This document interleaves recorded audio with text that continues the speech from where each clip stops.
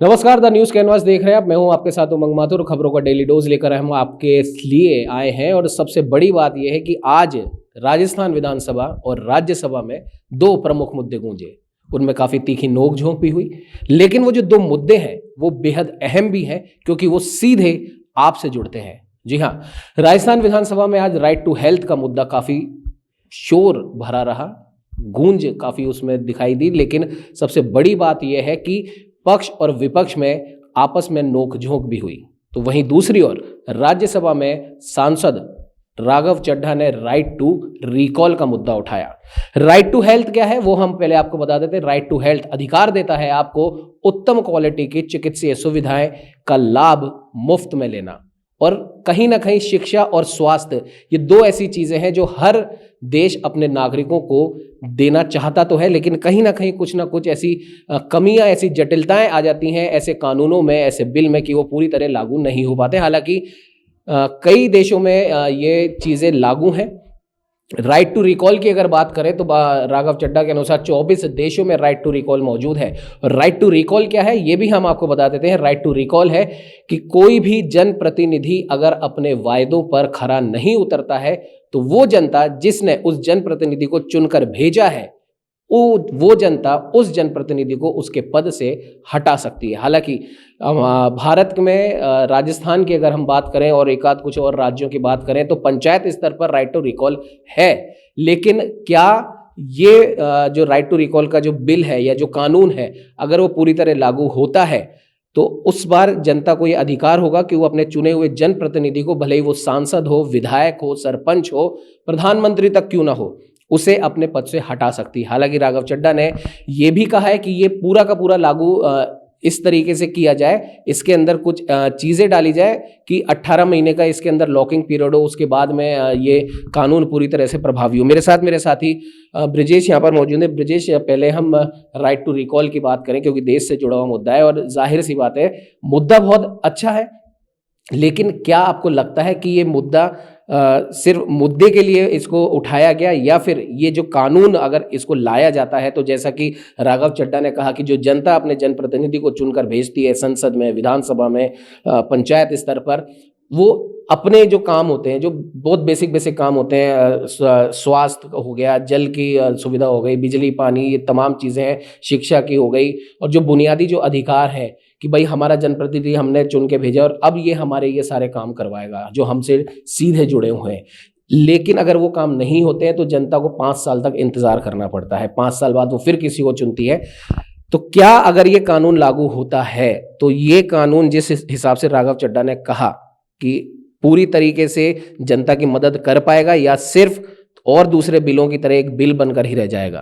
देखिए, राघव चड्ढा ने जब से ये राज्यसभा में मुद्दा उठाया है तब से चर्चा का केंद्र बन गया है। इसलिए बन गया है क्योंकि पहली बार ऐसा लग रहा है कि जो आम जनता से वादे करते हैं, जो बड़े बड़े नेता आते हैं रैलियों के माध्यम से या चुनावी घोषणा पत्र जारी करते हैं या कहते हैं कि हम आपके लिए काम करते हैं, लेकिन 5 साल बाद यही दिखता है कि काम तो वही हुआ है जो कि पहले हो रहा था।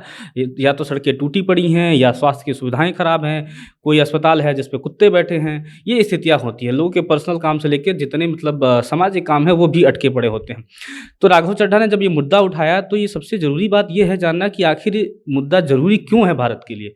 इससे पहले तमाम देशों में ये मुद्दा लागू हो, चाहे 24 देशों में लागू। अमेरिका में है जो मेयर वेयर हटा देते हैं, कनाडा में हो चाहे उनके प्रधानमंत्री तक ये जांच चली जाती है कि आपको राइट टू रिकॉल करना पड़ता है। और मुझे लगता है और राघव चड्ढा ने जो उठाया है उससे लोग अपने को कनेक्ट कर रहे हैं। मुद्दा जिस तरह से राघव चड्ढा ने कुछ दिनों में गिग वर्कर्स से लेकर तमाम बड़े मुद्दे उठाए हैं, एयरपोर्ट पर खाने की चीज़ों को लेकर मुद्दा उठाया, इस बार राघव चड्ढा ने जो मुद्दा उठाया वो आम जनता से जुड़ा मुद्दा है। और जाहिर सी बात है मंजी कि आप देखिएगा कि जिसको हम चुनते हैं तो हमारा अधिकार होना चाहिए। भारत में पंचायत लेवल पर है, कुछ प्रशासनिक उसमें राजस्थान में भी अड़चने हैं, लेकिन है राइट टू रिकॉल का मुद्दा पंचायत लेवल पर।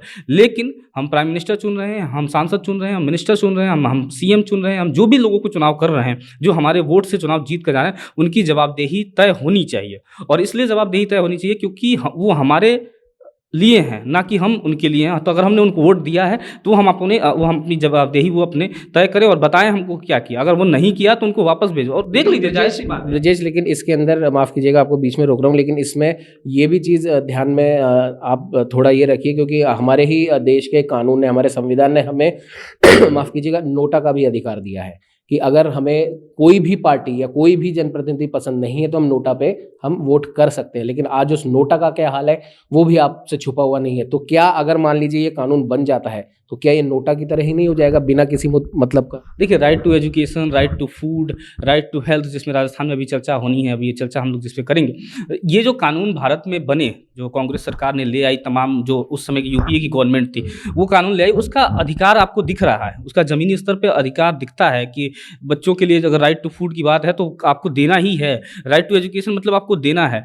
तो राइट टू रिकॉल का नोटा जैसा हाल नहीं होगा, इसलिए नहीं होगा कि ये अधिकार की बात है। नोटा का तो है, आप दबाएं ना दबाएं ये आपकी इच्छा पर निर्भर है, लेकिन हम पैदा होते ही राइट टू अगर रिकॉल का अधिकार हमको मिल जाता है, हम जिस दिन से वोट डालने के अधिकारी होते हैं, अगर हमको राइट टू रिकॉल का अधिकार मिल जाता है तो मुझे लगता है एक बड़ा बदलाव दिखने, जमीनी स्तर पर दिखना शुरू हो जाएगा। कि आपको लगता नहीं है कि ठीक है कानून अच्छा है, जैसा कि आपने भी बताया कि हर आम जनता को ये अधिकार होना चाहिए कि जिसको हम चुन के भेज रहे हैं अगर वो हमारी उम्मीदों पे खरा नहीं उतरता तो हम उसे हटा भी सकते हैं।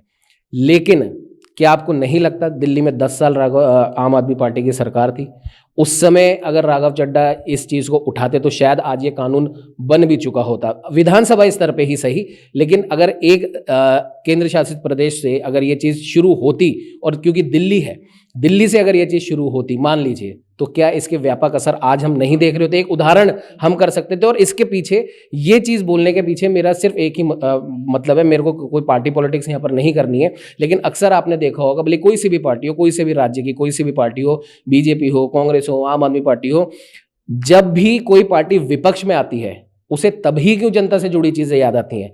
क्यों नहीं जब वो खुद सत्ता में होते हैं, उनके पास सारे अधिकार होते हैं। 10 साल, क्योंकि मैंने आपको बताया आम आदमी पार्टी का 10 साल का शासन रहा है। अगर उस समय दिल्ली के लोगों को राइट टू रिकॉल मिल जाता तो आज तस्वीर कुछ अलग होती। एक नज़ीर हम पेश कर सकते थे कि देखिए दिल्ली में अगर ये काम कर सकता है तो देश के बाकी राज्यों में, पूरे देश में क्यों नहीं कर सकता? देखिए, अपनी अपनी पार्टी पॉलिटिक्स है तमाम जगहों पे लेकर। दिल्ली अगर एक बड़ा क्षेत्र है जहाँ से अगर कोई मैसेज जाता है तो पूरे देश भर में जाता है। अगर वहाँ विधानसभा में होता तो जाहिर सी बात है कि अगर आम आदमी पार्टी की सरकार थी वहाँ पे तो मुझे लगता है उठाना तो चाहिए था। लेकिन अगर अभी वो कहते हैं ना कि देर से ही सही लेकिन आप आए तो हुजूर, कम से कम अगर राघव चड्ढा ने ये मुद्दा उठाया है तो मुझे लगता है कि चाहे वो किसी की भी सरकार हो, बीजेपी के या कहीं ऐसा तो नहीं कि राघव चड्ढा अपनी पार्टी में इसको मजबूती से रख नहीं पाए या उनकी चली नहीं? नहीं, ऐसा कुछ नहीं दिखता, क्योंकि बार बार उन्होंने तमाम मुद्दे उठाए हैं। विधानसभा में वो जब जल बोर्ड में थे तो उन्होंने काफ़ी सुधार करने का प्रयास किया था। राघव चड्ढा का नेतृत्व तो ठीक दिखता है इस मामले में। मसले अब पार्टी पॉलिटिक्स से थोड़ा ऊपर उठ के देखेंगे तो उमंग जी, तो आपको दिखेगा कि राघव चड्ढा ने हमेशा जनता से जुड़े मुद्दों को बड़ी तरजीह दी है, प्राथमिकता दी है। उन्होंने कोशिश की है कि जनता से मुद्दों को उठाया जाए सदन के, और सदन के पटल पे अगर उन्होंने उठाया है तो मुझे लगता है पार्टी पॉलिटिक्स से ऊपर उठकर, जिस तरह से कांग्रेस ने कई right to education, right to food, कई राइट टू के कानून बनाए हैं, मुझे लगता है कि बीजेपी सरकार को एक अपनी एक इसके अंदर राघव चड्ढा ने बोला कि इस कानून को सीधे ही लागू नहीं करना चाहिए, इसमें 18 महीने का एक लॉकिंग पीरियड इन्होंने डाला है कि यानी कि कोई भी जनप्रतिनिधि को 1 साल और 8 महीने पूरे हो जाए तब ये चीज़ लागू हो। देखिए, किसी भी कानून को लागू करने के लिए चरण वाइज कई चीज़ें होती है, उसमें टर्म्स होते हैं, कई अधिकारियों के बड़े उसमें माथापच्ची होती है। लेकिन एक बार जब लागू होता है तो उसके जब फायदे ज़मीन पे दिखने लगते हैं, धरातल पर जब कानून उतरता है तो लोगों को लगता है कि ये कुछ बदलाव हुआ है। और मुझे लगता है कि राइट टू रिकॉल आम जनता के लिए, मुझे लगता है अगर ये कानून बनता है तो काफ़ी फायदेमंद होगा। लेकिन इसके मिसयूज होने के भी तो चांसेस हैं। इसमें कुछ ऐसे लॉज बनाने चाहिए, कानून बनाने चाहिए जिससे मिसयूज ना हो। वैसे कई सारे कानून का मिसयूज आज भी हम अब आम जनता को आप जानते हैं, आम जनता, जब हमने नोटबंदी के समय हमने न जाने कितनी रील्स हमने देखी हैं और कई ऐसे तमाम हम रील्स और ये मीम्स हम देखते रहते हैं, तो भारत की जनता का स्वाद आपको पता है। भारत की जनता देखिए कई कानून के, मैं अभी उमंग जी यही बात कह रहा था कि भारत में कई कानून हैं जिनका मिसयूज होता है और बहुत बड़े लेवल पे होता है, बड़े स्तर पर होता है। आप ग्रामीण क्षेत्रों में चले जाइएगा तो, हालांकि मैं उसको उद्धृत नहीं करना चाहता, लेकिन मैं इतना जरूर कह सकता हूँ बहुत सारे कानून हो जो कि एकदम हमारे से जुड़े हैं, उनका दुरुपयोग होता है। महात्मा गांधी नरेगा, मनरेगा का जो अभी वीवी ग्राम जी कर दिया गया है, लेकिन उसको भी एक राइट दिया गया है कि राइट टू आप एक वर्क, काम को लेकर, काम के लिए, तो वो भी एक योजना सही है, इतनी बुरी तो नहीं है। क्योंकि ग्रामीण क्षेत्रों में जहाँ एक तरफ रोजगार नहीं है वहाँ एक मनरेगा के तहत जोड़ दिया, लेकिन उसमें भ्रष्टाचार बहुत है मनरेगा के, हमने देखा है जमीनी स्तर पर। मेरा कहना वही है कि कानून बहुत अच्छा है माफ कीजिएगा, मौसम की मार है, कानून अच्छा है, लेकिन डर वही है कि क्या इस कानून का मिसयूज तो नहीं होगा। मिसयूज तो देखिए, किसी भी कानून का अगर आप करने पे आ जाएं तो सरकार ने इतने सारे कानून बनाए कि हेलमेट लगा के चलना ही है, तो लेकिन बिना हेलमेट ना चले तो उसमें सरकार तो क्या करेगी, हालांकि वही चालान कट जाता है। तो वैसा ही है कि अगर कानून बनेगा तो मुझे लगता है राइट टू रिकॉल से तो कुछ जनप्रतिनिधियों के अंदर भय भी होगा कि अगर हमने काम नहीं किया, अगर हमने अपने वादे पूरे नहीं किए, जैसे बहुत बड़े बड़े वादे कर दिए जाते हैं तमाम सरकारें, चाहे वो बीजेपी हो, रेवड़ियां बांट दी जाती है, बांटते रहते हैं, हम लैपटॉप दे रहे हैं, हम ये कर दे रहे हैं, आपके गाँव में हम सोने की फैक्ट्री खुलवा देते हैं, और वो पूरे होते नहीं है। जनता को आम सुविधाएं नहीं मिल पा रही हैं, तो लोगों को थोड़ा सा एक जनप्रतिनिधियों में भय का माहौल तो रहेगा कि भैया राइट टू रिकॉल है, क्या पता जनता हमारे खिलाफ ना आ जाए। अगर 32 लाख वोट पड़े हैं, 10-20 लाख 50 लाख जो भी वोट पड़े हैं, उसमें से आधी जनता हमारे खिलाफ हो जाएगी, तो फिर हमें वापस छोड़ना पड़ सकता है कुर्सी। तो देखिए, कुल मिला के राइट टू रिकॉल का जो मुद्दा आज राघव चड्ढा ने राज्यसभा में उठाया, कहीं ना कहीं जैसा कि मेरे साथी ब्रजेश ने बताया कि ये वाकई में जनता से सीधा जुड़ा हुआ ये मुद्दा है, और अगर ये कानून बनता है तो कहीं ना कहीं जनप्रतिनिधियों में भी ये भय आएगा, जो आज करीब 70 सालों के बाद में ये भय आज तक तो किसी भी जनप्रतिनिधि में दिखता नहीं है। तो ये एक कानून आम जनता के हाथ में अगर होगा तो वो जो जनप्रतिनिधि है जिसे हम और आप चुनकर भेजते हैं, तो कहीं ना कहीं इस कानून से, जैसा कि ब्रजेश ने भी बताया, जनप्रतिनिधि को थोड़ा सा तो डर होगा, या हो सकता है थोड़ी सी ईमानदारी उसकी जाग जाए। और हम ये नहीं करें कि हर जनप्रतिनिधि ऐसा है, लेकिन जो है ऐसे, उनके मन में डर बनेगा कि अगर जो जनता हमें चुन के इस पद पर भेज सकती है तो वो जनता हमें हटा भी सकती है। और अब अगर ये कानून लागू होता है तो इस कानून के बाद जनता को 5 साल का या 4 साल का या इतने सालों का इंतजार नहीं करना पड़ेगा। 18 महीने, जैसा कि राघव चड्ढा ने बताया, अगर 18 महीने का लॉकिंग पीरियड है तो 18वें महीने के बाद में 19वें महीने आप संसद में, विधानसभा में या पंचायत में नहीं मिलेंगे, आप अपने घर पे मिलेंगे किसी और चुनाव की तैयारी करते हो। बहरहाल, दूसरे मुद्दे पर आते हैं। आज कल राजस्थान विधानसभा में वित्त मंत्री, उप मुख्यमंत्री दिया कुमारी ने बजट पेश किया, और आज उस बजट पे चर्चा विधानसभा में राजस्थान की हुई, और इस चर्चा में एक और मुद्दा निकल कर आया, एक और कानून निकल कर आया, वो था right to health. Right to health कानून को लेके विधानसभा में काफी नोकझोंक देखी गई। पूर्व मुख्यमंत्री अशोक गहलोत ने इस बारे में ट्वीट भी किया कि हमारी सरकार में ये कानून आया था, लेकिन इस सरकार ने इस कानून को पूरी तरह लागू नहीं होने दिया। उसके जवाब में वर्तमान चिकित्सा मंत्री गजेंद्र सिंह खींवसर ने ये आरोप का प्रत्यारोप ये लगा दिया उनके ऊपर कि आचार संहिता लगने से कुछ दिन पहले आप ये कानून लेकर आए थे, और इस कानून में जो प्रावधान है, जब आप ही उसको पूरी तरह लागू नहीं कर पाए तो अब हमसे क्या अपेक्षा रखते हैं। हालांकि उन्होंने इस कानून को लागू करने से मना नहीं किया, उन्होंने कहा कि कुछ कानून में कुछ टेक्निकलिटी है, उस पर डिस्कशन चल रहा है, जब वो टेक्निकलिटी पूरी तरह क्लियर हो जाएगी तब इस कानून को लागू कर दिया जाएगा। अब राइट टू हेल्थ कानून क्या है ये हम आपको थोड़ा बता दें। राइट टू हेल्थ कानून अगर लागू होता है तो ये आपको सुविधा देगा हर उस गरीब, उस मध्यम वर्गीय परिवार के हर एक मेंबर को, कि वो उत्तम क्वालिटी की सुविधाओं का मुफ्त लाभ उठा सकता है। हालांकि इसमें पेचीदगियां बहुत है, इस कानून पे भी मेरे साथी ब्रजेश मेरे साथ हैं। ब्रजेश, आज राजस्थान विधानसभा की बात करें तो ये भी काफ़ी हंगामेदार सेशन रहा। कल बजट घोषित किया गया था। बजट पे उप मुख्यमंत्री दिया कुमारी और वित्त मंत्री भी हैं, जो उन्होंने काफ़ी लोक लुभावन तो उन्होंने कहा, लेकिन जो चर्चा हुई ऐसा लोक लुभावन सा कुछ लगा नहीं। जैसा कि शुरुआत में भी हमने बात करी थी कि या तो इसमें कुछ एक अप्रत्याशित चीज़ निकल कर आएगी, या फिर केंद्र के बजट की तरह ये नॉर्मल होगा कि दिखने में तो बहुत बढ़िया सा दिख रहा है, बोलने में, सुनने में अच्छा लगता है, लेकिन इसमें ऐसा कुछ है नहीं। आम जनता के लिए योजनाएं बहुत हैं, अगर वो योजनाएं पूरी तरीके से जमीनी स्तर पर लागू होती है तो नो डाउट ये बजट भी अच्छा कहा जा सकता है। खैर, राइट टू हेल्थ पे बात करते हैं। जैसा कि मैंने बताया कि राइट टू हेल्थ आपको ये सुविधा देता है, अधिकार देता है कि आप उत्तम क्वालिटी की जो चिकित्सीय सुविधाएं हैं वो आप मुफ्त, आप उनका लाभ उठा सकते हैं। लेकिन फिर वही सवाल है कि इसका भी तो कहीं मिसयूज नहीं हो जाएगा, या पूरी तरह ये लागू क्यों नहीं अभी तक हुआ, इसके अंदर क्या पेचीदगियां हैं। पूर्व मुख्यमंत्री अशोक गहलोत ने ट्वीट करके वर्तमान सरकार पर सवाल उठाए कि हमारी सरकार लेकर आई थी। नेता प्रतिपक्ष टीकाराम जूली हों या और जो विपक्षी नेता, उन्होंने भी काफ़ी इस पर आपत्ति उठाई है वर्तमान सरकार पर। क्या लगता है आपको कि ये बहस का मुद्दा है भी या नहीं? नहीं, उमंग जी, बेहद बड़ा मुद्दा है और बेहद बेहतर विषय है कि इस पे बहस होनी चाहिए। जनता से जुड़े मुद्दों को अगर बहस आप नहीं करेंगे तो किस पर करेंगे आप? उस वाली बहस की बात मैं नहीं कर रहा, जिस हिसाब से पक्ष और विपक्ष लड़ रहे हैं, एक दूसरे की गलतियां निकाल रहे हैं। विपक्ष के नेता ने वर्तमान चिकित्सा मंत्री पे आरोप लगाया कि हमारी सरकार लेकर आई थी और आप हमारी हर उस योजना को आप बंद कर रहे हैं जो जनता से जुड़ी हुई है। इसके जवाब में स्वास्थ्य मंत्री गजेंद्र सिंह खींवसर ने कहा कि आप आचार संहिता से थोड़े दिन पहले लाए थे, अगर आपकी मंशा साफ होती तो आप अपने पहले ही साल में ले आते। देखिए उमंग जी, कोई भी सरकार जब योजनाएं लाती है ना, तो उसके पीछे बहुत उसका रिसर्च होता है, उसके पीछे आम जनता से जुड़ी भावनाएं होती हैं। सरकार किसी की भी हो, अधिकारी किसी के नहीं होते, ये बात आपको बहुत अच्छे से पता है। अधिकारी और योजनाएं कौन लाते हैं? अधिकारी लाते हैं, सरकार लाती है। जो उसके बाद जो सरकारें सत्ता में होती हैं उनकी योजनाएं होती हैं।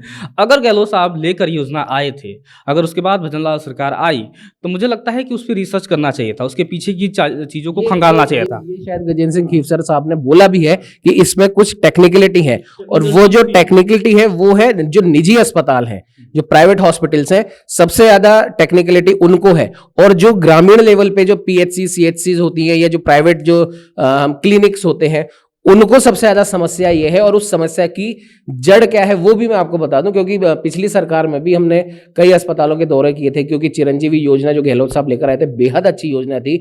मुफ्त जेनरिक दवाओं की जो सुविधा जो दी थी वो बहुत अच्छी थी।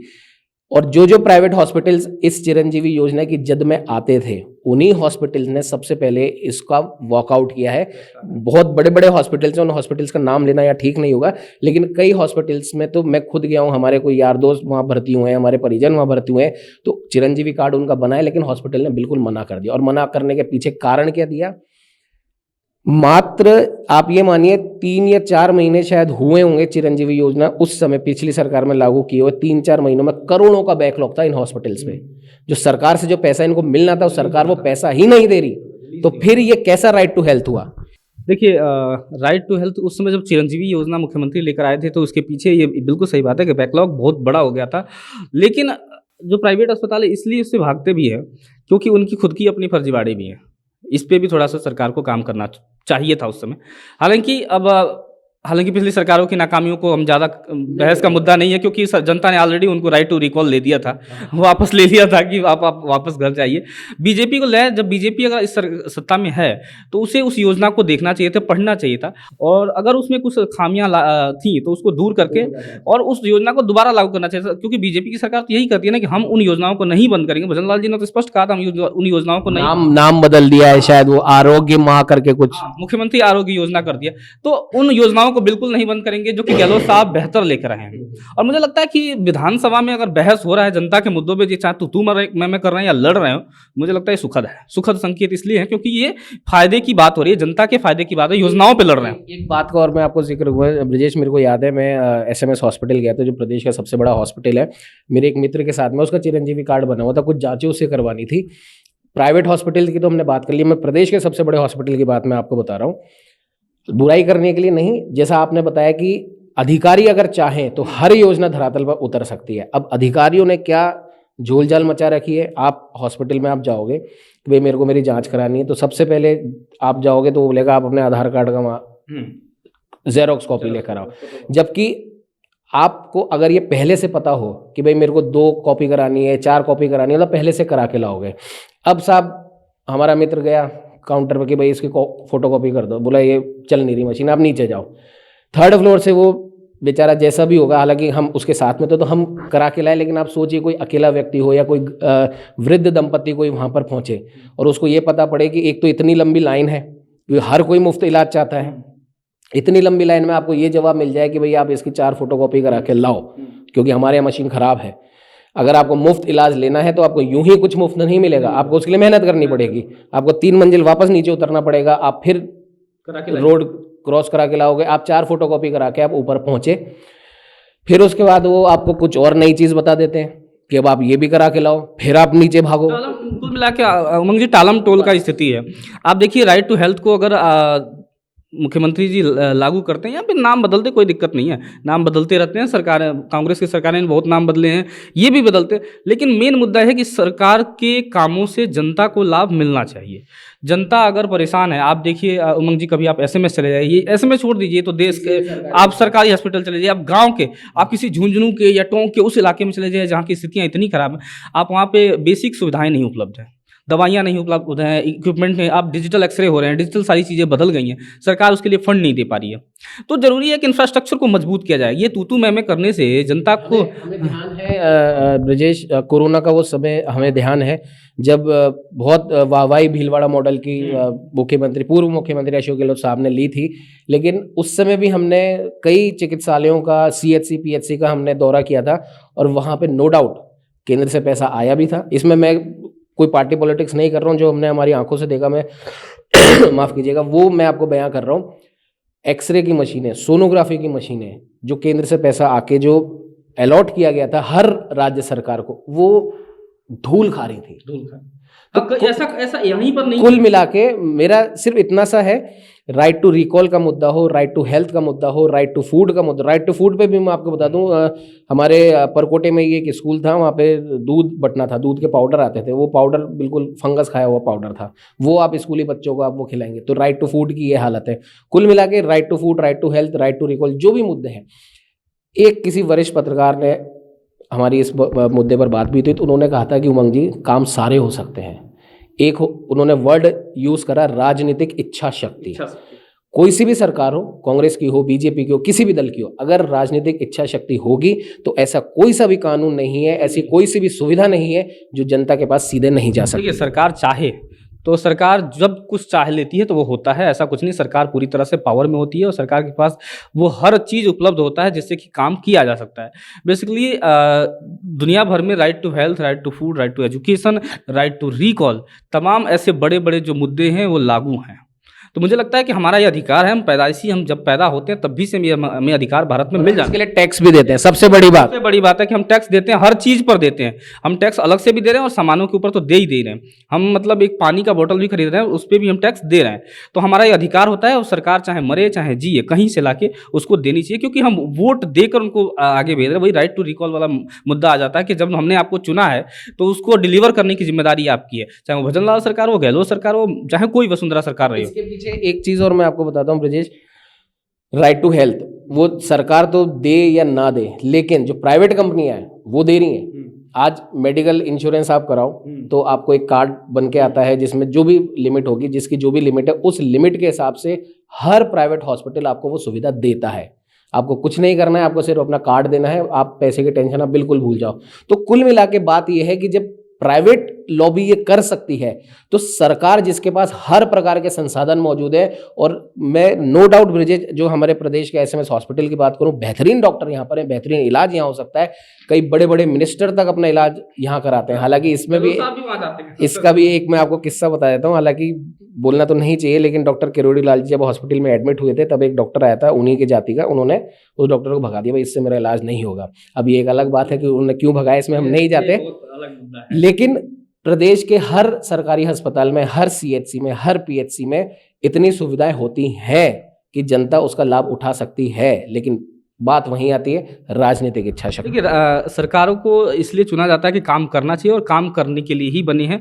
उनकी 5 साल के टर्म्स होते हैं। देखिए, तीसरा बजट मुझे लगता है पेश कर दिया है दिया कुमारी ने। तीसरा बजट हो गया, अब 2 बजट और हैं इनके पास। अब इच्छा शक्ति अगर मजबूत है तो उसको धरातल पर उतारिए और जनता के दिल जीतने का यही साधन है कि उसको अच्छी सुविधाएं प्राप्त करवाइए। दूसरी बात यह है कि अब राइट टू हेल्थ में एक मसला ये फंसता है कि आप प्राइवेट के जो तीमारदार हैं उनके सामने आपको झुकना पड़ता है। तमाम जो सरकारें हैं उनके सामने वो झुकी पड़ी हैं कि भाई साहब आप जो कहें तो हम कर लें। उसमें मसला जो पीछे की बातें कहानी है वो आपको ही पता है उमंग जी।